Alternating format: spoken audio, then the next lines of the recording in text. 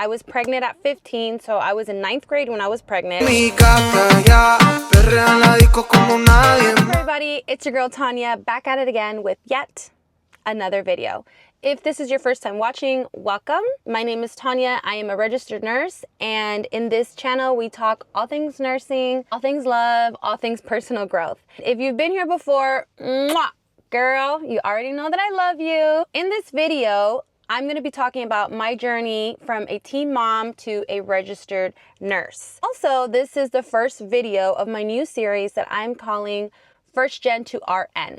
I have been thinking about making this series for a very long time. A lot of you guys ask me questions on how to study for HESI, and I love answering all of your questions. I figured, why don't I make a whole series from start to finish on how to become a nurse. In this series, I'm going to be going from start to finish, like how to get into nursing school, how to study for nursing school, how to study for your NCLEX, how to get your first job as a nurse, how to thrive as a nurse on your first year. It's going to be a total of 10 videos. I'm really excited about it because I feel like I have so much valuable information to share with you guys, and I really want to help you guys through this journey. So anyways, this is video number 1, and I just wanted to give you guys a little background story about how I became a nurse as a teen mom. So let's jump right into the video. Why nursing? Why did I choose nursing? So a lot of you guys kind of already know my story. I talk about it a lot on my Instagram, and I think I've made videos about it in the past, but basically, I was pregnant at 15, so I was in 9th grade when I was pregnant. I did not have good grades. I had horrible grades. I actually didn't even like going to school. I hated school. I would ditch all the time. On top of that, I was pregnant, so it just was not looking good for your girl. It was not looking good for me. I remember going to like the counselor's office, and she basically told me like, look, your grades are not very good, and obviously she saw I was pregnant, so she was like, you know, you're probably not going to graduate on time, and your best bet is maybe to get a GED or to go to adult school. And I remember feeling very disappointed in myself. I remember making this decision at that time when I was pregnant. I hadn't even had my baby yet. I made the decision that I didn't care that I was going to be a teen mom and a single mom at that, because the dad is just a piece of crap, but that's a story for another time. I didn't care that I was going to be a single mom or a teen mom. I knew that I was going to do something with my life. I knew that I was going to have a career. I knew that I was going to go to college. Somehow, some way, I was going to make it. I just didn't know how, and I didn't know what.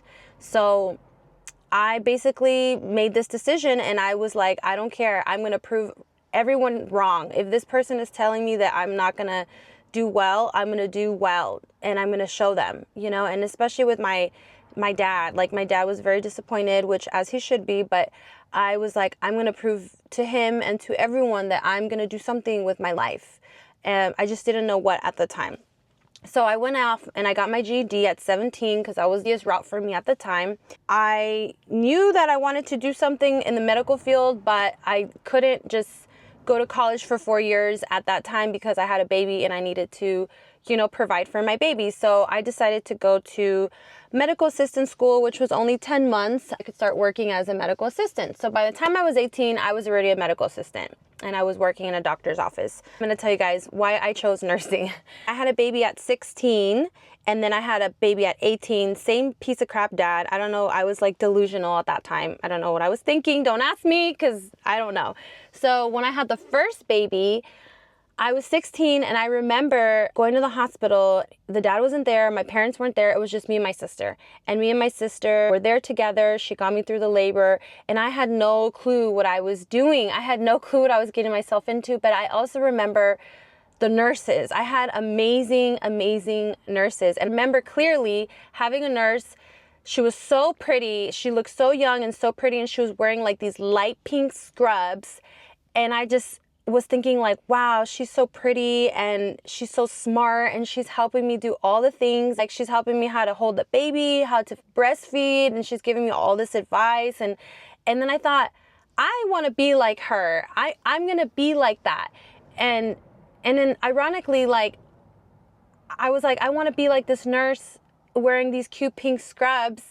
And look at me now, I'm a nurse. I'm like the pink nurse. So it's kind of like a full circle moment for me, because I was admiring this girl, this nurse, and she helped me through so much. And then that's when I decided I wanted to be a nurse. I couldn't do it right away because, you know, I had my kids and all the responsibilities. So eventually I went back to school, like in my late 20s is when I went back to school. And trust me, the road to becoming a nurse was very hard for me, because when I went back to college, it was really, really hard for me to pass these classes. I failed Bio 189 like 3 times. I failed chemistry like 2 times. So when people like message me and tell me like, oh my God, I failed math or I failed this, I always tell them like, girl, don't trip potato chip. It's okay. Like, I have failed so many classes and I'm still in the position that I am. So it's okay if you fail. It's okay if you're delayed. It's okay if it doesn't happen at the time you want it to happen. It will happen. At the time, I thought I was just like really dumb, but like now that I look back on it, I think the reason why I had such a hard time in college is because I didn't go to high school really. Like, I dropped out in 9th grade and I got a GED. So high school is kind of the time where you learn how to study, you learn how to take tests, you learn how to do all of these things. And I kind of skipped high school, so I didn't have that foundation. So I actually learned how to study and how to learn when I got to college. So it was a struggle for me. Like, trust me, it was a really, really big struggle.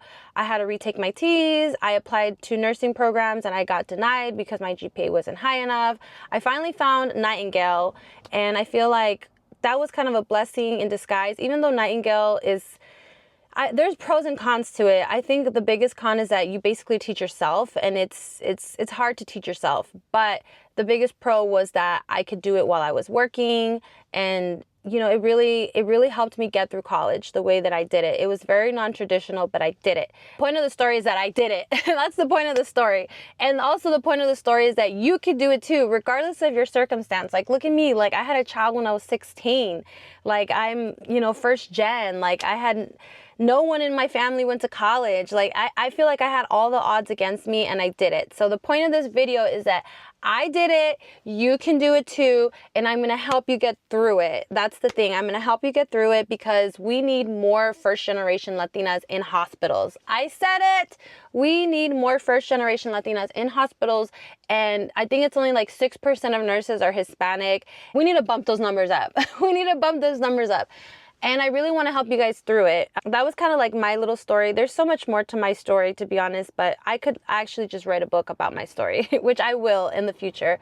But I wanted to give you guys a little background on my story, on how I became a nurse as a teen mom, and to introduce this new series to you guys.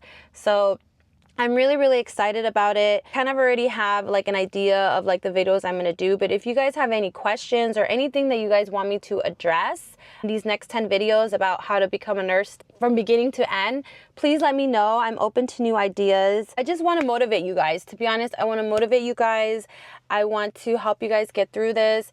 The next video I'm going to do, I'm going to explain to you guys, what does a registered nurse do? I really want to explain to you guys the role of the registered nurse, because I also realize that a lot of people want to become nurses and they don't really even know what nurses do. A lot of people become nurses and realize that that's not even what they wanted. So I don't want that to happen to you guys. We're going to start with step 1. In the next video, I'm going to explain to you guys what nurses do, what is the actual role of the nurses, and what does it mean to be a nurse. Okay, and then we're going to go from there. We're going to go step by step. Anyways, thank you guys for watching this video. I truly appreciate it from the bottom of my heart. You guys are the best, and I can't wait to see you guys in the next video. Oh yeah, don't forget to like, comment, subscribe, all of that good stuff. Leave me a comment. Let me know what you guys think. Let me know what you guys want to see. God bless you guys. Bye.